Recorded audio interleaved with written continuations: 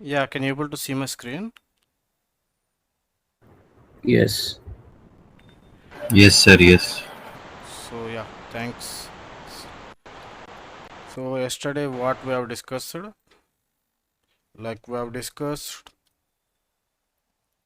software development lifecycle, right? Whenever they get a project, how they will follow a process, right? There is a waterfall model, as I said, which is a older, and then after they have implemented a new method called as agile. So agile was good, there is no issues, but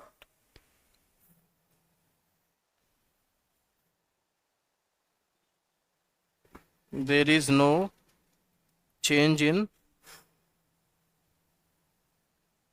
work process, right? Whatever they are doing the same thing here, also they are doing the same work, only the method was changed, but the process of doing tasks was still the same. So then after we have got a DevOps. So using this DevOps, whatever they are doing manually, we will automate. Example,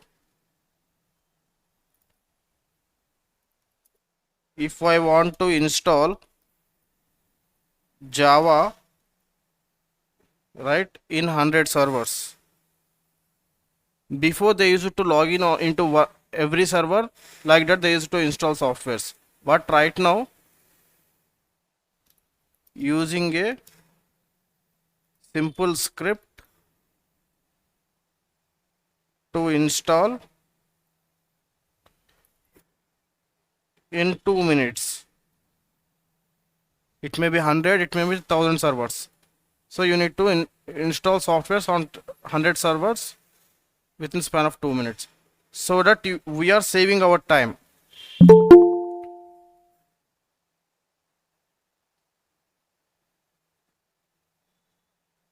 So we are saving time of company. So here we is nothing but DevOps engineer. How we are saving time? By doing automation for the tasks. So these things we are going to discuss, so you no need to worry about it. Now let us come back to today's class.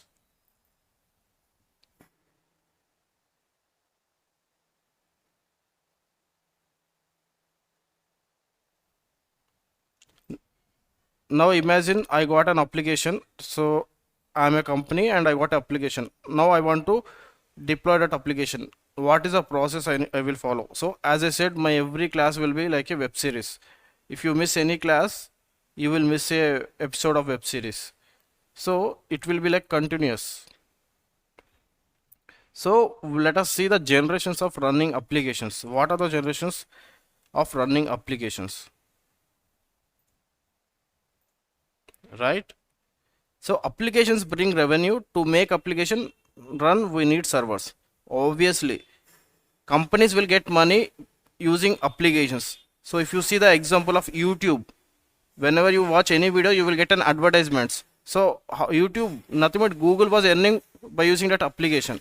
Even in the Instagram, even in the Twitter, you can see the ads. So they are earning money by using application. Okay, we got the point. Application brings revenue. To make application run, we need servers, right? Where that application will run at the end, they will host in on the servers. And there are three major generations and approaches of running application on servers. So we can able to run the application in servers. Okay, we got it. But there also approaches, three approaches are there to run the application on the server. So let us see that 3 generations. So this is the sample application architecture. So whenever you hit any website, it will first go to, the request will go to web server.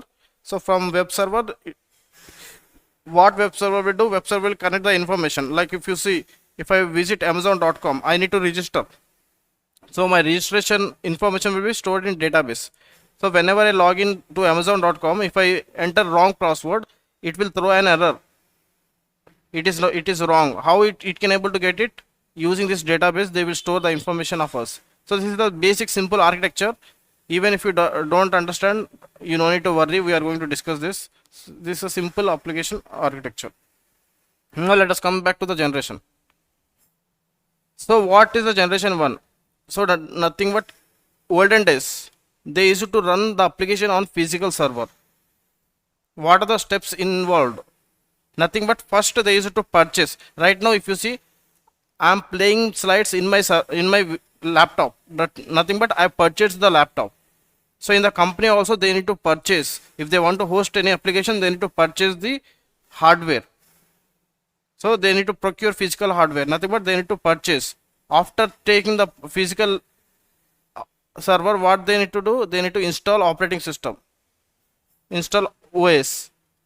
After installing OS, what they will deploy the application. So these are the steps involved.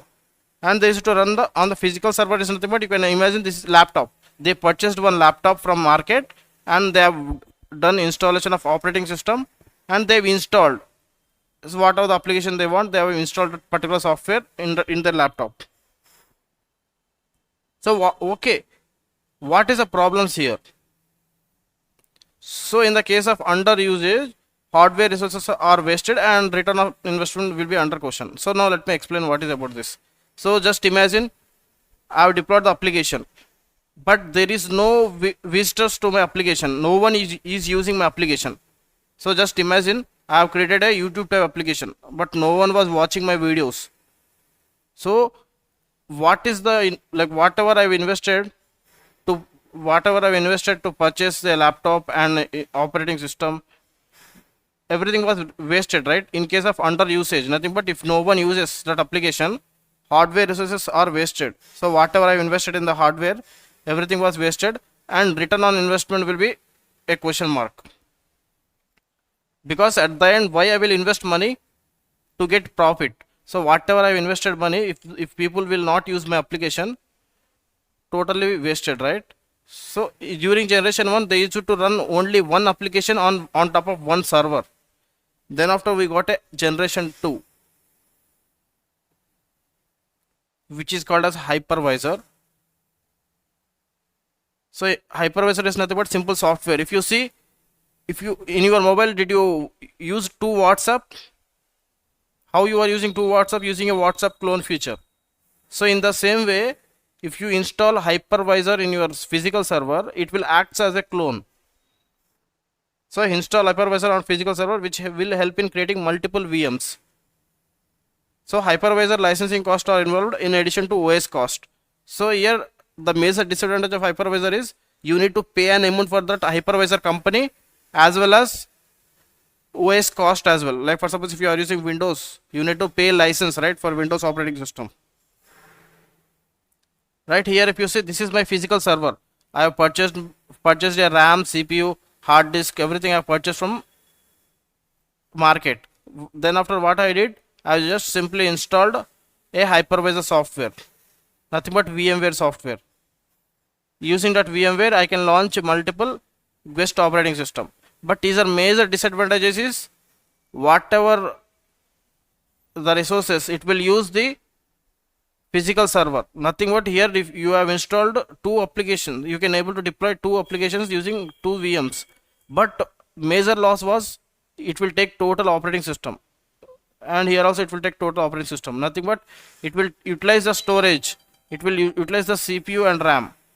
So at the end, the investment was become double. Investment is double. We can run 2 applications, but for suppose this hypervisor stopped working, your 2 applications will stop. So this is the major disadvantage of hypervisor. In the first generation, what they used to do, they used to deploy application on one server. But now generation 2 was upgraded. A new company was came called as VMware. They said that try to pay an amount for me, try to purchase my software so that you can launch two OSs and you can deploy your application. But here also disadvantage is whatever the resources it is using, the storage, everything will be depends upon the physical server. If hypervisor fail, your application will stop working and you need to pay an amount for VMware company, and as well as you need to pay an amount for operating systems.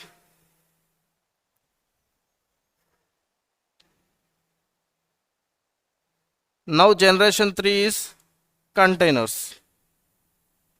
So container is an isolated area created by container engine Docker which has lean OS and application runs inside the container.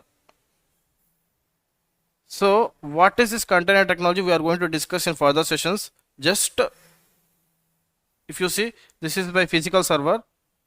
What I did, I just simply installed a simple Docker software.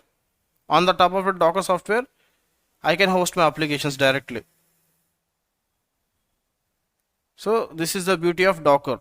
So Docker is so if you see, container is an isolated area created by Docker which has a lean OS and application runs inside container. So it will, whatever you are creating, right, it will take OS, operating system, but it will take very thin operating system, not a huge operating system. It will take whatever necessary to, like for suppose if I have a application which is Java based, it will only install Java to run that application. That's it. It will not take not more than that. So every container will get an IP address, CPU and RAM.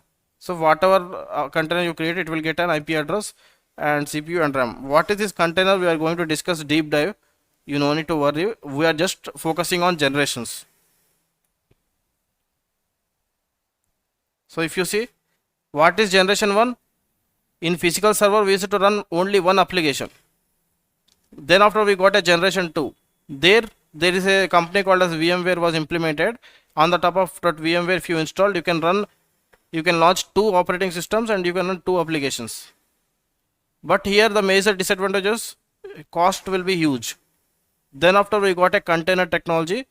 So this is also a simple software. If you install, you can run your applications, many applications. Here the advantage is it will take only minimal OS which is necessary for the application. And it's an open source, you no need to pay an amount. Here VMware will, there is a license cost. So this is the generations of running applications. So I said, right, approaches. You can run your application in any way. You can run your application in the physical server directly, or you can run your application using VMware software, or you can run your application using container technology. So right now market was ruling with this container technologies. Every company is using container technology. Why company will use? Because there is no cost. So at the end people will earn money and they will invest little amount and they expect huge profits.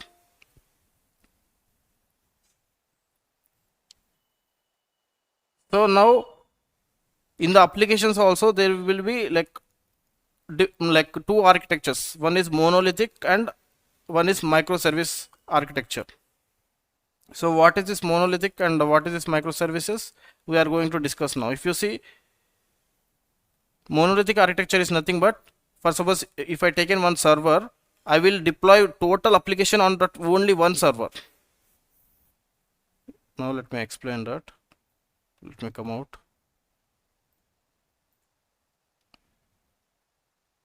Let me open my paint.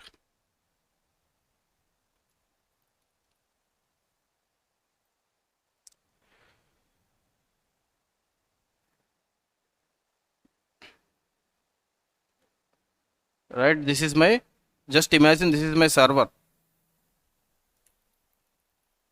So inside my server my application is running.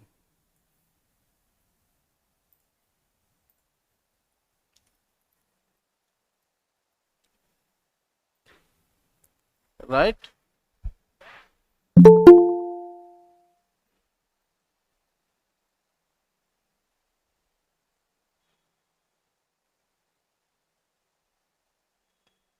so This is also my server.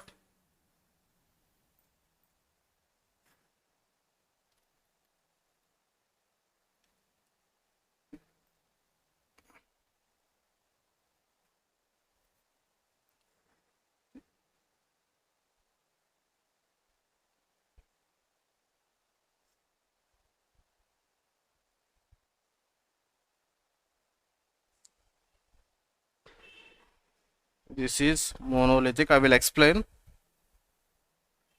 And this is microservice.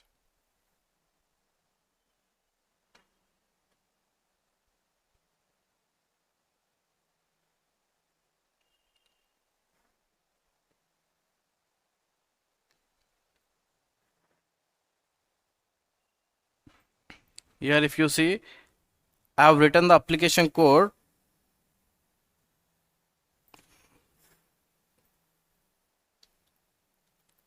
Total application code.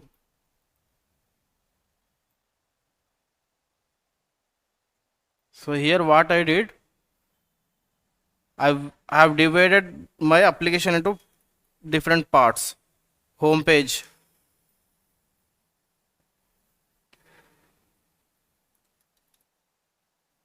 payment page,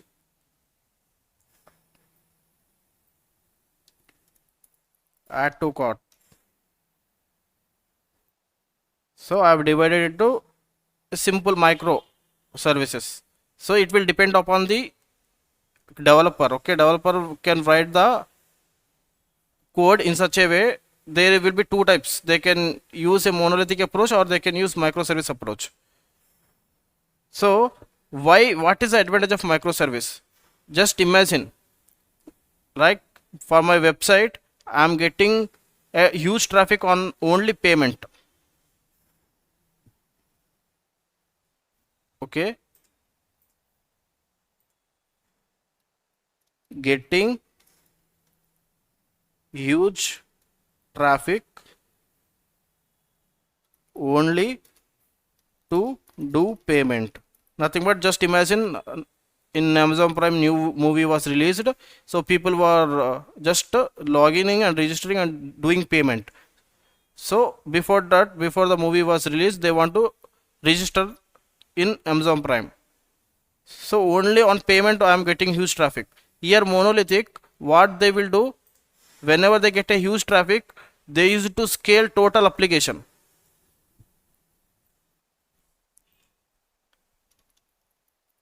Scale total app, because everything was under one place. But here, advantage of payment, what you will do, you will just scale only payment part. Remaining part will be same. Only payment will be,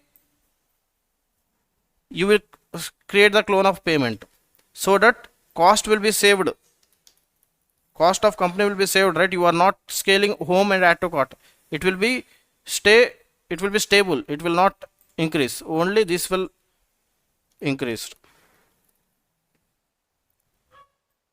And Docker was perfect match for microservice approach. So whatever it will be there, right, home, add to cart, it will be run as a container. So what is this container we are going to discuss. So we are going to run everything, home page, add to cart, payment will be run as a container. Whenever I get huge traffic on payment, what I will do, I will create one more container of payment. So if my traffic was normal, what I will do, I no need of payment, right? At the time I will just remove that. If there is no traffic, I will remove simply.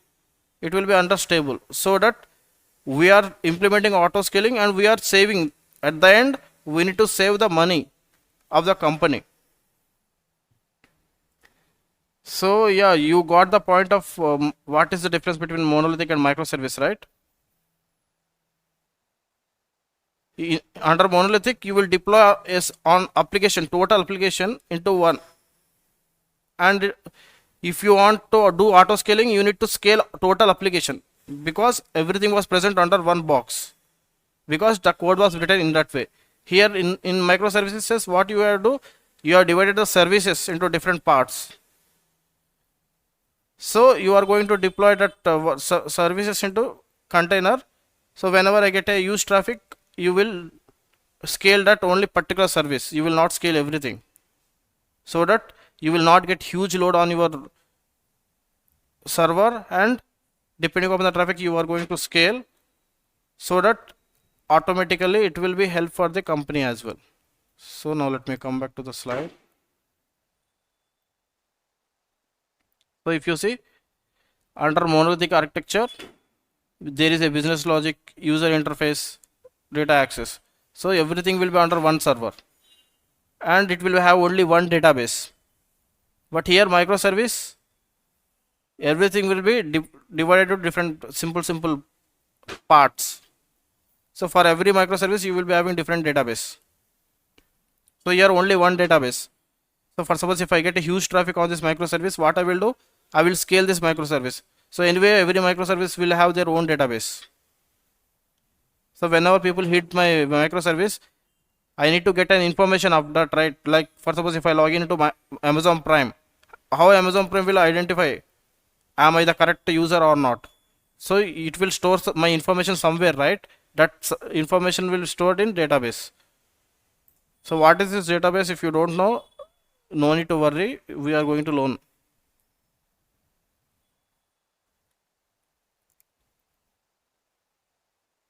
So if you see e-commerce application, so nothing but Amazon type website. So this is the front end, and this is the application server, and this is the database. Whenever people hit like Amazon.com, the request will go to application server. From that application server, it will get the information from the database, and it will give the feedback. This is the basic architecture.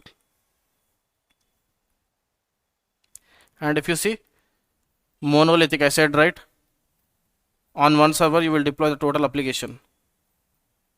So if you want to scale, you need to scale total application.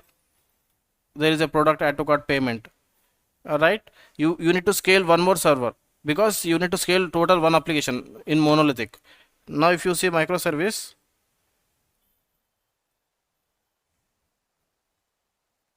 right, in microservice what you will do, you will only scale the, like for suppose if I am getting huge traffic on product, I will scale only product microservice. Remaining part it will be stay idle. Only the product will be scaled.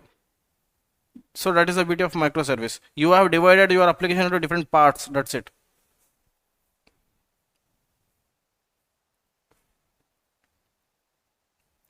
So if you see simple website, every website you will be having administrator and user management, catalog, cart, payments, notification. So every application will be have, right? If you want to do payment, you need to go to payment section. If you want to add to cart, you add to cart, and you will get notifications. So these are the services will be available for every application. So what is this microservice? This is all about breaking monolithic to multiple smaller services. So each microservices generally represents a module by functionality which can run on its own, right? You have divided your monolithic application into different parts, and that service will run on its own. That's the beauty of microservice. So smaller changes are possible, and replacing services is easier. So for suppose if you want to update any microservice, like for suppose if the payment is not working properly, you can work on that payment service. You can upgrade the version of only payment service. So that is the beauty. So only smaller changes are possible, and replacing services is easier. So if you want to upgrade only that add to cart only microservice, so you can implement the changes on only that particular microservice. But monolithic, total application you need to upgrade. But here microservice, that simple parts can able to migrate to different versions. And one of the beauty was each service can be in different technology. Nothing but now I have payment, now I have add to cart. So you can write the code in payment section as Python language. You can write the code add to cart as a Java language. So you can use different technology, different whatever microservice you have created, right? In different language you can create different services. So that is the beauty of this microservice. So I said, right, we simply install Docker on a server. Using the Docker, we will deploy the application into different parts, right? Notification as a one container, payment as a one container, cart, catalog, order. So depending upon the traffic, we are going to scale that particular service. So in the olden days, they used to run the total application as a one box. If the traffic was huge, they will scale the total box. What is the use of that? I am getting traffic only for order, but I am scaling total application. Then after we got a microservice approach, it is nothing but we are breaking up our application into different pieces, so that depending upon what traffic you are getting, you will scale only that particular service.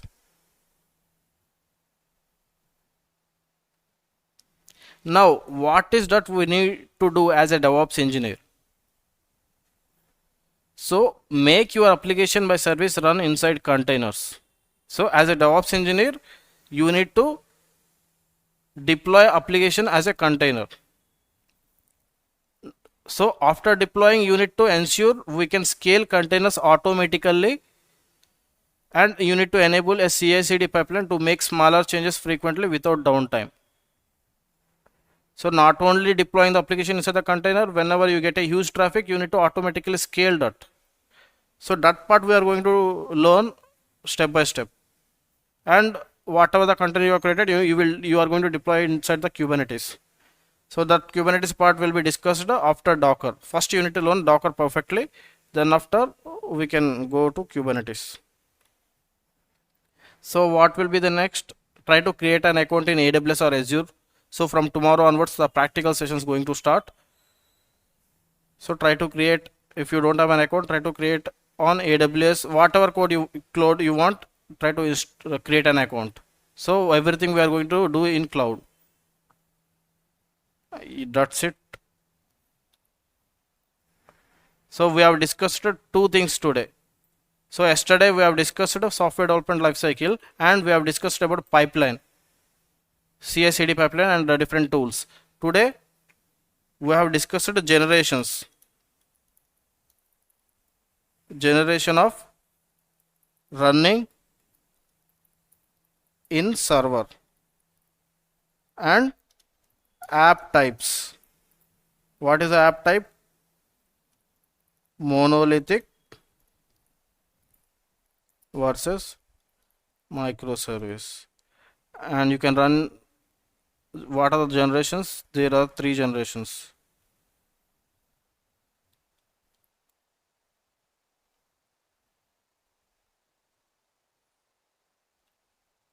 One is you can run the server on physical, and then after we got a VMware, then after we got a container. So what is this container? I'm going to discuss, right? If you have my WhatsApp number, try to see the status of my WhatsApp. I'm going to share what is this container in my status. Anyway, we are going to discuss. So whatever the topics I'm discussing about that topic, I will share in the WhatsApp as well as a status. So these are the things we have discussed. So from tomorrow, like as I said, it will be like web series. You need to attend every class. So from tomorrow onwards, total practical I will show.